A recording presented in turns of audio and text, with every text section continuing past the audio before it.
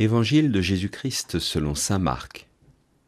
En ce temps-là, Jésus se rendit dans son lieu d'origine et ses disciples le suivirent. Le jour du sabbat, il se mit à enseigner dans la synagogue. De nombreux auditeurs, frappés d'étonnement, disaient « D'où cela lui vient-il ? Quelle est cette sagesse qui lui a été donnée et ces grands miracles qui se réalisent par ses mains ?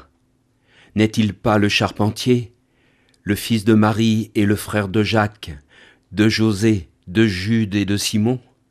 Ses sœurs ne sont-elles pas ici, chez nous ? » Et ils étaient profondément choqués à son sujet.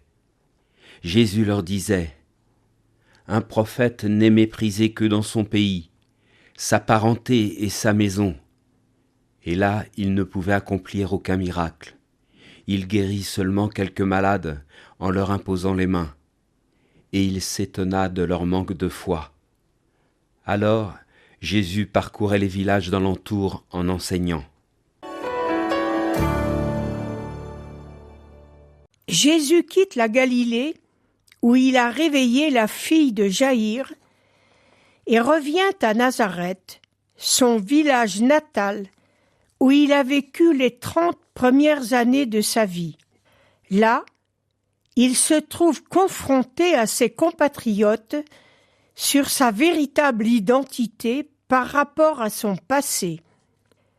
Jésus enseigne dans la synagogue de son enfance et ses auditeurs sont frappés d'étonnement par rapport à son enseignement. Mais d'où cela lui vient-il ? Mais à la fin de son enseignement, c'est Jésus lui-même qui est très étonné de leur manque de foi.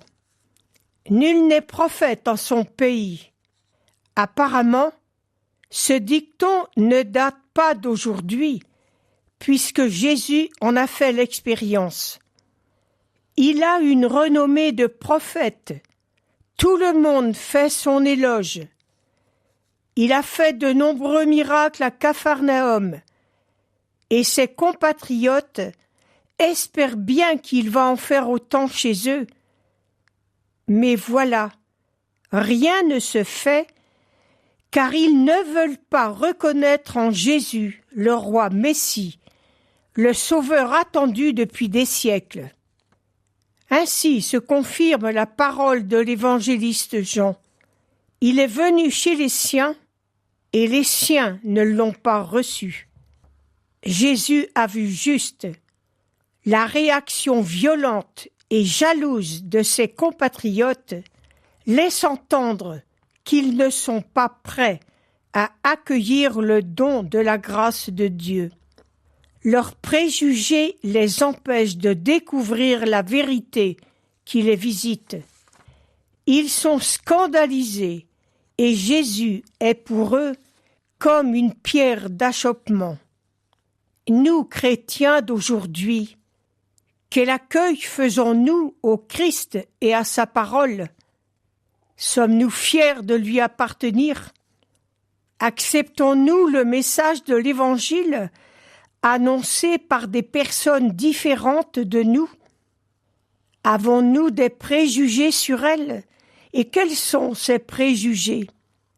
Ne passons pas à côté des occasions qui nous sont données pour rencontrer le Seigneur dans nos vies. Acceptons les différences de l'autre.